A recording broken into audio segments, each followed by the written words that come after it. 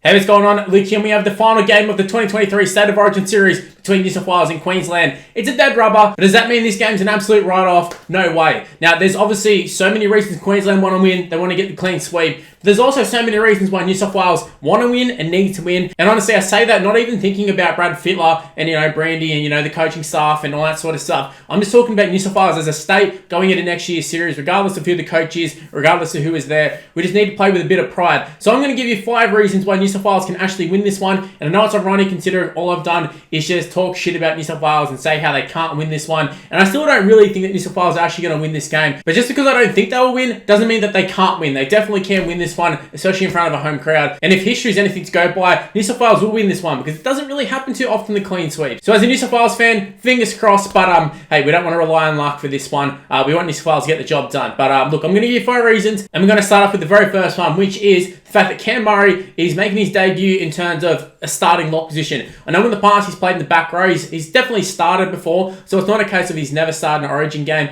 Obviously, he's played a lot of Origin games, but he's never played the lock position. Whenever he's played, it's always been the back row, or he's come off the bench, and we've always had Isaiah Yeo there. So Cameron Murray's never really been able to play his natural position. Obviously, it's another case of we have a lot of talented guys. Same reason as like Latrell and Tommy Turbo and all that. They can play in other positions, but they're probably just going to get chucked into whatever position is needed because they're so talented. That's what's happened to Cameron Murray. But now he gets a chance, gets to chuck on that number 13, and he gets to start the game. And we get to actually see how New South Wales look without Isaiah Yeo there. So I think the positive is that Cameron Murray gets to play his natural position, but also we get to see what New South Wales are like, sort of not trying to play with that Penrith system. I've talked about that to death, how we need to get away from the Penrith system, and that's what we're doing. I know Isaiah Yeo is still there, he's on the bench, he's definitely still a chance of playing big minutes. I wouldn't be surprised if, I sit here and I talk about Cameron Murray and all this sort of stuff, and then before the game they end up starting Isaiah Yeo and shift into the back row. Wouldn't be surprised if something like that happens. It is Brad Fittler at the end of the day, so nothing would absolutely shock me at this point. But look, I just want to see us get off to a strong start, and I think a lot of it will come off the fast play of the balls, just all the momentum through Cameron Murray, instead of doing the block plays and, just the 13 getting the ball and ball playing. Get to see Cameron Murray just do Cameron Murray things, take it to the line, run hard, and make a lot of meters, and get quick play the ball. So hopefully we can play off the back of that, which then leads into reason number 2. Mitchell Moses and Cody Walker. Now, we've seen both of these guys before individually. We haven't seen them as a combo. So I'm excited to see how Cody Walker goes with Mitchell Moses. It's always been, I think it was Cody Walker and Nathan Cleary. Obviously, Nathan Cleary's never excelled at State of Origin, no matter who his partner's been. So, look, I feel bad for Cody Walker and some of the opportunities he's got. I think he got hooked in his first game. There's just been some chances where he's come off the bench and stuff as well, I'm pretty sure. So he finally gets a chance. And I think the team that's been picked around him, I think it's really going to play into his strengths. Obviously, a lot of the South fellas there. I'll get to that later in the video. But I do like the combination of Mitchell Moses with his kicking game. You got Cody Walker with his running game, but also Mitchell Moses has the running game too. So I've already talked about Cameron Murray getting us on the front foot. Some of the new fellas as well in the forward pack. I think we got a little bit more formidable, a little bit more mobile forward pack. And some of the selections I think are just a lot better in regards to the forward pack. So hopefully they can play off the back of that. And like I sort of stressed earlier with Isaiah Yeo, they can actually be the halves. They don't have to rely on the 13 getting the ball first before they get it. Like, it seems crazy to me that that's actually been how we've been playing for the last couple of years, and it hasn't worked, and obviously it didn't work this series. So going to be nice to see just some new combinations formed, and obviously Cam Murray, Cody Walker as well. There's that little combo there. They love the club combos. I've added in reason number 3 as well. Kevin Colomatangi, Liam Martin, just the back row itself, the 4-pack. I kind of touched on it earlier. I really rate this 4-pack. I really rate the back row more importantly too. So I've already touched on Cam Murray. We've got Keon Colomatangi who comes in. I think he's just a guy that New South Wales need. I really think he is. I know there's a lot of talk about him and Ola Kawatu, either or, but I think we just decided that they've gone with. I prefer Keon and Liam Martin coming into the starting side. I already talked about this in my little prediction video, but I really like him starting. I don't understand why he didn't start in Game 2 after being so influential in Game 1, and we didn't really look any decent until him and Cameron Murray came on. So why would you keep him on the bench? I don't understand that. They finally made the move. They got them both starting. Lee Martin there, Colomatangi. I really rate that back row. You add in Jake Trbojevic into the 4-pack as well. I think just the 4-pack in general, I think is a much improved forward pack. The bench is obviously a letdown, but I think the 4-pack, I'm just keen to see how these guys go because it's not just like a little change, it's a massive change. Like Azaleo's out, got all the new back rowers. We haven't gone for the youngsters either. Colin Matangi is obviously young, but we're going with guys like Liam Martin, who's in form and he's shown that he's got it at State of Origin level. And I'm keen to see if Colin Matangi does as well. But I really rate this forward pack. So that's my reason 3. The forward pack is very, very strong. I think they can take it to Queensland. And then obviously the halves can play off the back of that. So it all kind of goes hand in hand. Now on to reason number 4, James Tedesco. Now, look, he definitely hasn't been in form. I was kind of pretty vocal in the sense that I wanted James Tedesco to keep his spot in Game 2. Going into Game 3, I would have had Drinkwater there, but they've gone with Tedesco, they've picked him, and it sort of goes into reason number 5 as well. So I'll talk about them sort of hand in hand.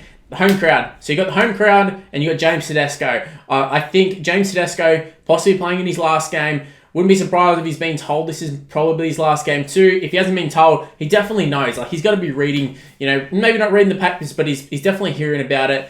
He is the captain of the side. They've just been beat 2-0. He's come out and said that he thinks he's overplayed his hand at State of Origin level, but I'm expecting a big performance from James Tedesco. It's kind of ironic that I think all the talk about him playing his last game, and if he comes out and plays a blinder, we'll go into next series and go, well, how good was he in Game 3? We've got to pick him again.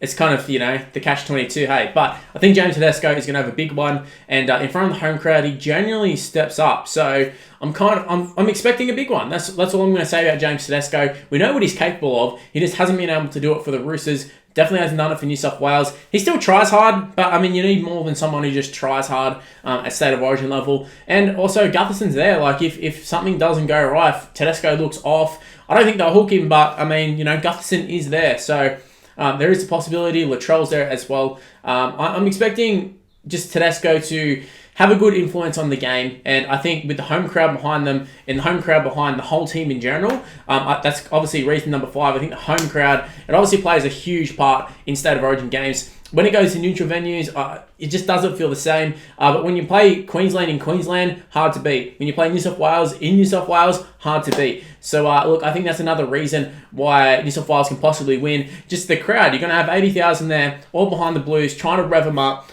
Possibly influencing some calls from the referees as well. I think that tends to happen. So there's a lot of reasons why the crowd is such a big factor, and I think it will be a factor tonight. Whether New South Wales go ahead and get the job done, I'm not sure, but those are 5 reasons why New South Wales can win. I think you can probably sort of, now that you know the 5 that I've talked about, you can sort of sit there and be like, yeah, I see that, I understand that. Whether they go out and win, like I said, that's a whole other story. But that's just my thoughts on the reasons why New South Wales can win. There's plenty of other ones too. There's other things you can talk about, but those are just the ones that I pinpointed as being the important ones. James Tedesco having a big game, home crowd behind them, different back row, different forward pack, different halves combo, and then, Cameron Murray finally gets to start with 13. I think they're the big ones. So, yeah, let me know in the comment section below. Do you think New South Wales can actually win this one? Is it a possibility? Can they take it to Queensland? Just don't get flogged. That's all I'm asking. I think that's all New South Wales fans are asking too.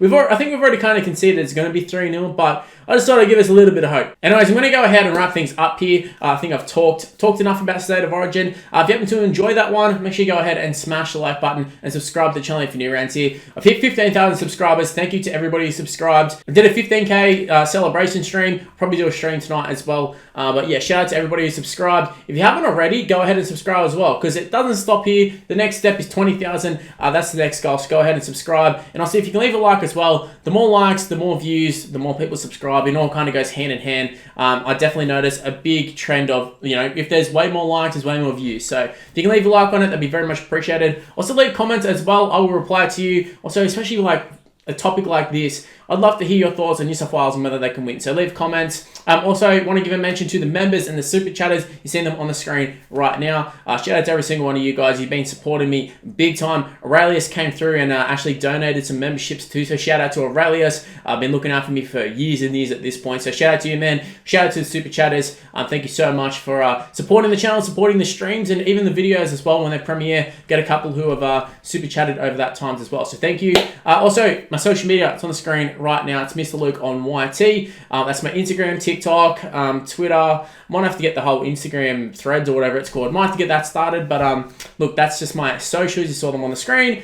Go give me a follow, give me an ad, and I'm going to wrap things up here. State of Origin season is just about over, but that doesn't mean that there's not going to be any more content. So stay tuned for more content on the channel, and I'll see you to the next one. See yous.